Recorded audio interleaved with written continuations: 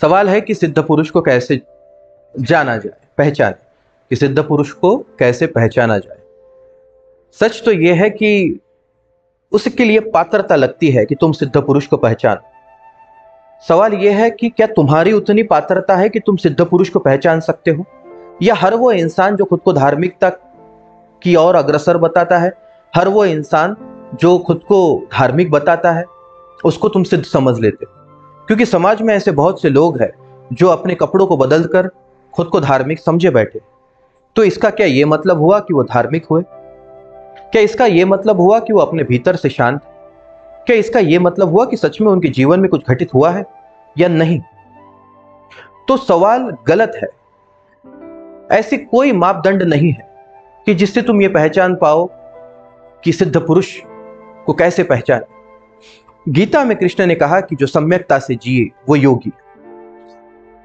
सम्यकता का मतलब है कि जो किसी चीज की अति नहीं करता, किसी चीज के पीछे पागल नहीं, वो अपने जीवन को स्थिरता से जी रहा है, अपने जीवन को ऐसे जी रहा है कि किसी में अटका नहीं, वो कमलवत जीवन जी रहा है। वो ना हंसने के लिए परेशान है, ना दुखी होता है तब परेशान, ना वो सुख के पीछे पागल है, ना वो जब दुख आता है तो परेशान होकर बैठ जाए। वो स्थिर है, वो समता में जी रहा है। ऐसे इंसान को कृष्ण ने कहा कि यही है योगी। तुम पूछते हो कि सिद्ध कौन? अब इसका क्या जवाब दे? क्या मैं ये कहूं कि साधारण गरीब सा जीवन जीने वाले लोग, जीवन के प्रति आसक्ति ना रखने वाले लोग सिद्ध है? बिल्कुल भी नहीं। तो तुम ओशो को क्या कहोगे? ऐसे बहुत से लोग हैं इस दुनिया में कि जिन्होंने खुद को जाना और इस दुनिया की सारी सुंदरतम चीजों का वो स्वीकार करते हैं। अगर तुम कृष्ण को मूर्ति को देखोगे तो तुम पाओगे कि वो कोई फटा हुआ कपड़ा पहनकर नहीं घूम रहा है। सारे साजो सामान के साथ, सारी सुंदरता के साथ, सारे गहनों के साथ, पूरी खूबसूरती के साथ वो जीवन को जी रहा है। अगर तुम हमारे भगवान में से किसी भी भगवान की किसी भी मूर्ति को, किसी भी फोटो को तुम देखोगे तो तुम पाओगे कि सारे के सारे जो भगवान है वो पूरी तरह से जीवन को जीने के पक्ष में है। हर कोई श्रृंगार से भरपूर है। हर किसी के आंग पर तुम पाओगे, हर किसी के शरीर पे तुम पाओगे कि सुंदरतम रत्न जड़ित है, मुकुट है। तो क्या इसका मतलब यह हुआ कि वो सिद्ध नहीं? साईं बाबा ऐसे जिए कि जैसे उन्हें सही लगा, ऐसे जिए कि उन्हें नहीं लगा कि वो कपड़े को बदले, वो उसी कपड़े को पहने हुए, चाहे वो फटे कैसा भी। कोई ऐसा था कि जिसने कपड़े को त्याग ही दिया, कोई ऐसा था कि जो रोज कपड़ा बदलता था। अगर आप बसवेश्वर महाराज की प्रतिमा को देखेंगे, आप पाओगे कि वो घोड़े पर बैठे, मुकुट और उनके गले में स्वर्णाभूषण। अब क्या कहोगे तुम इन लोगों को? अगर तुम स्वामीनारायण जी की फोटो को देखोगे तो तुम पाओगे कि वो तो पूरे रत्न जड़ित बैठे हैं, खूबसूरत कपड़ों के साथ, जीवन के आनंद के साथ। ये है क्या? ये कहने का पद्धत है, ये कहने की चीज है कि जीवन के विरोध में नहीं है सिद्ध पुरुष। क्योंकि बहुत से लोग समझते हैं कि सादा सादा जीवन जीने वाला और बड़ी बड़ी बातें करने वाला सिद्ध है या बड़ा आध्यात्मिक है। बिल्कुल भी नहीं। अगर ऐसा होता तो रास्ते पर का हर गरीब आध्यात्मिक होता। क्योंकि बातें तो अगर तुमने उसकी सुनी तो वो तो तुम्हें कहेगा कि थोड़ा सा दे दे भगवान तुझे, और ऐसी गंदी गंदी बातें करके वो तुमसे पैसा इकट्ठा करता है। तो क्या इसका मतलब ये हुआ कि वो तुमसे ज्यादा आध्यात्मिक है? बिल्कुल भी नहीं। बात बस इतनी सी है कि ये तुम पहचान पाओगे क्या इतनी तुम्हारी आध्यात्मिकता है। ये तुम पहचान पाओगे कि सामने वाला इंसान सिद्ध है या नहीं, क्या इतनी तुम्हारी पात्रता है। और अगर नहीं है तो याद रखना इसका एक ही उपाय है। तो सवाल यह है कि अगर उतनी तुम्हारी पात्रता नहीं है कि तुम सिद्ध को पहचान सको तो किया क्या जाए? किया एक ही जा सकता है और वो ये है, अंधभक्ति को छोड़े। किया एक ही जा सकता है कि तुम अंधविश्वास को छोड़ो।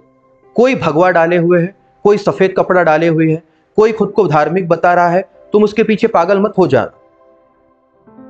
बिल्कुल भी नहीं। एक ही उपाय है, उसके प्रोसेसेस को अपने जीवन में उतारना। वो जो कह रहा है उसको सुनना, अपने तलों पे अपने जीवन में उसका अनुभव करना और उसी के साथ धीरे धीरे धीरे उस पर जुड़ना। जो इंसान तुमसे कहता है कि बिना भरोसे के कुछ ना होगा, वहां से भाग जाना। क्योंकि कोई हो ना हो वो सिद्ध नहीं हो सकता। जो तुमसे कहे कि जब तक भरोसा नहीं है तब तक काम नहीं होगा, भाग जाना वहां से। क्योंकि कोई हो ना हो वो सिद्ध जरूर नहीं है। क्योंकि सिद्ध या जिसने खुद को जाना, जिसने खुद का अनुभव किया, जिसने इस निसर्ग के तत्वों को अपने भीतर समझा, वो तुम्हें प्रोसेस देगा, वो तुमसे कहेगा कि ऐसे मैं पहुंचा, इसी के द्वारा तुम पहुंच सकते हो, ये करो। इसके अतिरिक्त वो तुमसे कुछ ना कहेगा।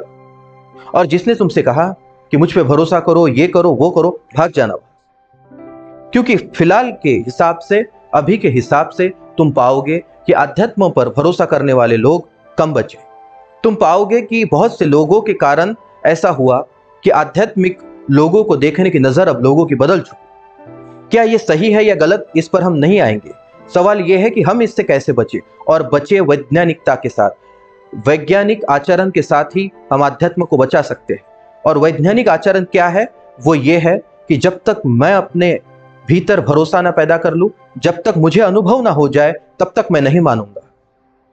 इसका मतलब यह नहीं है कि मैं विरोध करूंगा, इसका मतलब यह भी नहीं है कि मैं स्वीकार करूंगा। इसका इतना ही मतलब है कि मैं कर देखूंगा, मैं इन प्रोसेसेस से जाकर देखूंगा, मैं इस इंसान की बात कुछ समय के लिए सुनकर देखूंगा जो ये कह रहा है कि इसे करो, इस तरह से करो, तुम्हारे जीवन में बदलाव आएगा। मैं ये करके देखूंगा, और जब वो आएगा बदलाव, तब मैं मानूंगा कि हाँ, ये इंसान सही।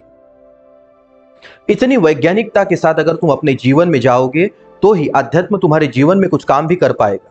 याद रखना, आध्यात्मिक जीवन का मतलब पकड़ लेना नहीं है। आध्यात्मिक जीवन का मतलब जड़ होना नहीं है। आध्यात्मिक जीवन का मतलब यह नहीं है कि किसी ने तुमसे कुछ कहा और तुमने मान लिया और बस उसी को करने लगे ना। आध्यात्मिक जीवन का मतलब है कि अब तुम्हारे भीतर तुम थोड़ा सा स्थिर हुए, और तुम्हारी लालसा बढ़ी, तुम्हारी कुतूहल बढ़ा, तुम्हारी क्यूरियोसिटी बढ़ी, तुम खुले हुए, तुम जीवन के प्रति मुक्त हुए, तुम जीवन के प्रति थोड़ा सा खुले, तुम जीवन के नए नए आयामों के प्रति थोड़ा सक्रिय हुए, ना कि बंद गए। तो बस इस तरह से ही जाना होगा, तो ही तुम्हारे जीवन में आध्यात्मिकता उतर पाएगी, तो ही तुम्हारे जीवन में वो लोग आ पाएंगे जो सिद्ध है। तुम अपने को तैयार करने की कोशिश में लगना, सिद्ध को पहचानने के नहीं। क्योंकि याद रखना, अगर तुम्हारी पात्रता है ही नहीं, तो कोई ऐसी लिस्ट नहीं है जो तुम्हें सिद्ध को पहचान सके। क्योंकि कृष्ण की यह बात सुनकर कई लोग ऐसे जिएंगे जो नियमों के साथ जिएंगे। क्या कि तुम हर किसी को सिद्ध कहने लगोगे? जब भी कोई नियमावली आएगी कि कोई सिद्ध है, इसका मतलब है कि वो ऐसा ऐसा ऐसा ऐसा करेगा, ऐसा ऐसा ऐसा जिएगा।